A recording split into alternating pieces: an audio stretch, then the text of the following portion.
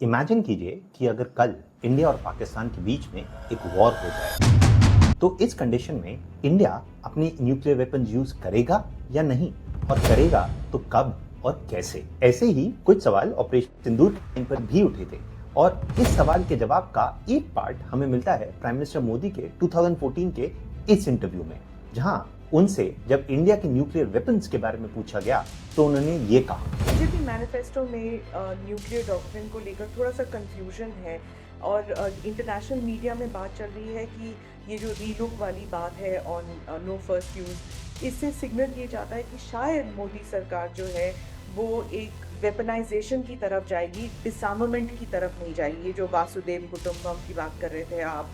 ताकतवर होना ये हमारी आवश्यकता, हमारी अनिवार्यता है। लेकिन किसी को दबाने के लिए ताकत नहीं है। ताकत हमारी रक्षा के लिए, गौरव से जीने के लिए। नो फर्स्ट यूज ये अटल जी का बहुत ही उत्तम इनिशिएटिव है, उसमें कोई कॉम्प्रोमाइज नहीं है। हम बहुत ही क्लियर है।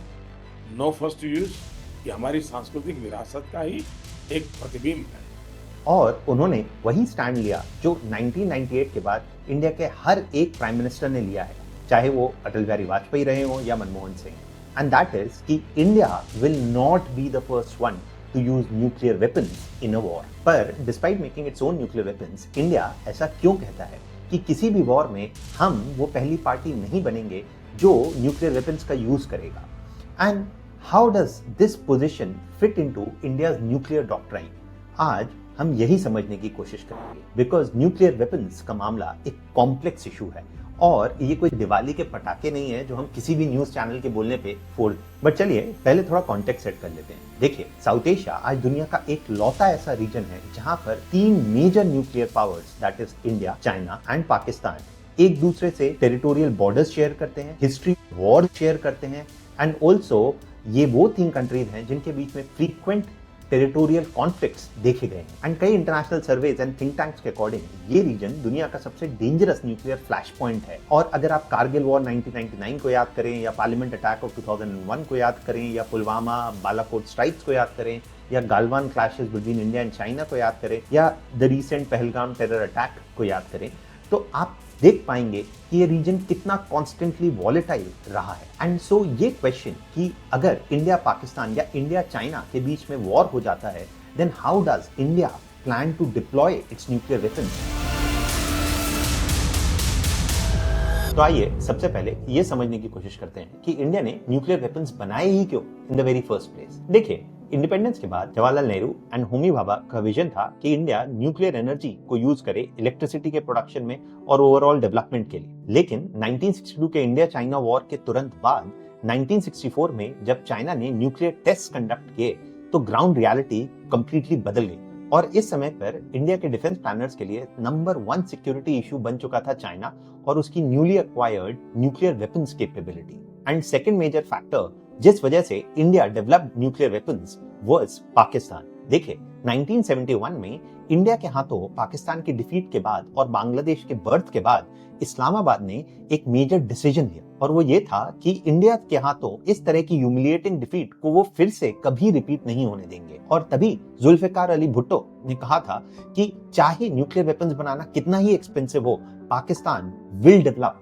It's nuclear bomb. And he is famously known to have said कि अगर पाकिस्तान को घास भी खानी पड़े तो वो खा लेंगे, लेकिन न्यूक्लियर वेपन्स को डेवलप करके रहेंगे। क्योंकि पाकिस्तान के अकॉर्डिंग अगर उन्होंने 1971 के इंडिया बांग्लादेश वॉर के पहले ही न्यूक्लियर वेपन्स बना लिए होते तो शायद उन्हें इंडिया के हाथों इतनी ह्यूमिलिएटिंग डिफीट का सामना नहीं करना पड़ता। एंड इन दोनों ही रीजंस ने, चाइना की nuclear weapons capability and Pakistan की eagerness towards developing its nuclear weapons, दोनों ने ही पुश किया इंडिया को to also work actively towards developing its own nuclear weapons to defend against both China and Pakistan. And तभी during the tenure of Indira Gandhi 1974 में India ने पोखरण में अपने पहले न्यूक्लियर टेस्ट कंडक्ट किए। एंड 25 साल बाद 1998 में अटल बिहारी वाजपेयी की प्राइम मिनिस्टरशिप के अंडर इंडिया ने अपने सेकेंड न्यूक्लियर टेस्ट कंडक्ट किए पोखरण में और फॉर्मली अपने आप को डिक्लेयर कर दिया as a nuclear weapon state. But कहानी यहाँ पर खत्म नहीं होती। इनफैक्ट कहानी तो यहाँ से शुरू होती है, बिकॉज इंडिया के 1998 टेस्ट के बाद कुछ ही हफ्तों के अंदर पाकिस्तान ने भी अपने न्यूक्लियर टेस्ट कंडक्ट किए एंड इसके इमीडिएटली बाद western world was very concerned India और पाकिस्तान एक पूरी न्यूक्लियर आर्म्स रेस ट्रिगर कर सकते हैं इस रीजन में। एंड तभी उन्होंने इंडिया पर strong sanctions भी लगाए immediately after the Pokhran 2 tests. And following the imposition of these Western sanctions, India का response ये था कि India needs to give a clear message to the West कि हम nuclear weapons का use किसी भी form of aggression के लिए नहीं करना चाहते। The first thing to understand is कि सुब्रमण्यम ने 1999 में एक draft version of India's nuclear doctrine को रिलीज किया, जिसका एक clear message था कि India will not be the first one to start a nuclear war, but it will ensure that no other power dares to start a nuclear war against it either. And 1999 के draft version के basis पर एक fully formed India's official nuclear doctrine को 2003 में release किया गया and it was based on three main principles. The first principle was the principle of no first use, यानी India पहली पावर नहीं बनेगा to use nuclear weapons in case of a war. Second was the principle of credible minimum deterrence. And third was the principle of massive retaliation. पर इस nuclear doctrine के principles को समझने से पहले let's go back a bit to the cold war era. Cold war में USA and Soviet Union, दो major nuclear powers, कैसे अपने वेपन्स को डिप्लॉय कर रहे हैं। देखिए, इन दोनों मेजर न्यूक्लियर पावर्स यूएसए और सोवियत यूनियन ने कोल्ड वॉर के ड्यूरेशन में अपनी न्यूक्लियर डॉक्ट्राइन्स को बनाया एक काफी डेंजरस लॉजिक के बेसिस पे, और वो लॉजिक था म्यूचुअली अश्योर्ड डिस्ट्रक्शन या मैड। और कोल्ड वॉर के इस मैड लॉजिक के अकॉर्डिंग अगर एक वॉर ब्रेकआउट हो जाता है between USA and Soviet union and hypothetically USA Soviet union पर एक न्यूक्लियर अटैक लॉन्च कर देगा, तो सोवियत यूनियन भी इमीडिएटली एक काउंटर अटैक लॉन्च करेगा जो शायद उतना ही बड़ा या उससे भी ज्यादा डिस्ट्रक्टिव होगा। एंड इन न्यूक्लियर अटैक्स का नेट रिजल्ट ये होगा कि both sides will cause a total destruction of each other's territory, people and civilization. And ironically, ये sad logic promote किया गया था to preserve peace during the Cold War. And Cold War के time पर USA and Soviet Union दोनों ने ही billions of US dollars spend किए to build a large nuclear arsenal जिसमें न्यूक्लियर मिसाइल्स थे, वॉरहेड्स थे, सबमरीन्स थी, और ये large number of nuclear weapons को बनाने का लॉजिक ये था कि इन सारे वेपन्स के थ्रू यूएसए सोवियत यूनियन को और सोवियत यूनियन यूएसए को कन्विंस कर देगा कि उनके पास इतनी स्ट्रॉन्ग कैपेबिलिटीज हैं कि अगर एक न्यूक्लियर वॉर छिड़ी तो उनके पास इनफ एबिलिटी है to retaliate and destroy their opponent, या उनके पास एक strong second strike capability. And cold war के खत्म होने के बाद 1998 में जब इंडिया ने अपने न्यूक्लियर वेपन्स डेवलप किए, तो उसने कोल्ड वॉर की हिस्ट्री को काफी closely examine and consciously decide किया कि इंडिया एक डेंजरस न्यूक्लियर आर्म्स रेस में नहीं घुसना चाहता। इंस्टेड इंडिया ने चूज किया एक नया framework based on three key principles. The first one was the principle of no first use. देखिए, नो फर्स्ट यूज के प्रिंसिपल के अंडर इंडिया ने डिक्लेयर किया कि हम न्यूक्लियर वेपन्स तब तक यूज नहीं करेंगे जब तक कोई हम पे इन वेपन्स को पहले यूज नहीं करता। और इसका मतलब ये था कि if India goes to war with a country से बांग्लादेश और श्रीलंका, तो जिनके पास न्यूक्लियर वेपन्स हैं ही नहीं, तो इंडिया किसी भी कंडीशन में उनके अगेंस्ट न्यूक्लियर वेपन्स को यूज नहीं करेगा। एंड अगर इंडिया की वॉर होती है with nuclear weapon countries like China या पाकिस्तान, तो भी India will not be the first one to use nuclear weapons against them. And the second important principle is the principle of credible minimum deterrence. And इसमें the word credible here means reliable या reliability. तो credibility के logic के according India अपने nuclear weapon opponents को एक guarantee दे रहा है कि अगर इंडिया पे न्यूक्लियर अटैक हुआ तो 100% India will retaliate back. And इस रिटेलिएशन को इंश्योर करने के लिए India will build nuclear weapons, पर while building nuclear weapons India will follow the logic of minimum deterrence, जिसके अकॉर्डिंग इंडिया ना बहुत ज्यादा न्यूक्लियर वेपन्स बनाएगा ना बहुत कम। इनफैक्ट इंडिया उतने ही न्यूक्लियर वेपन्स बनाएगा जितना उसके सेल्फ डिफेंस के लिए जरूरी है। पर एक रियल लाइफ सिनेरियो में अगर इंडिया का डिटरेंस का लॉजिक फेल कर जाता है और इंडिया पे एक न्यूक्लियर अटैक हो जाता है, तब इंडिया क्या करेगा? इसका आंसर मिलता है इंडिया की न्यूक्लियर डॉक्ट्राइन के उस पार्ट में which is based on the logic of massive retaliation, जिसके अकॉर्डिंग अगर इंडिया पर पाकिस्तान एक न्यूक्लियर अटैक कर देता है तो उस केस में इंडिया एक मैसिव रिटेलिएशन करेगा।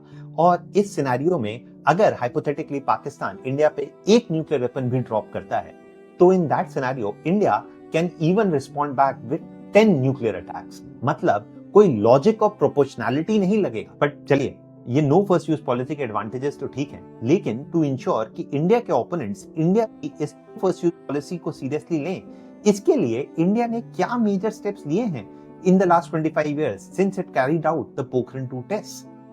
इसे समझने के लिए let's go back to the idea कि एनएफयू का लॉजिक तभी काम करता है जब इंडिया के ओपोनेंट्स कन्विंस्ड हो कि इवन इफ इंडिया पर उन्होंने एक पहला न्यूक्लियर अटैक कर भी दिया तो भी India has enough capability to strike back after suffering the initial attack, या जिसे कहा भी जा सकता है कि India has an assured second strike capability.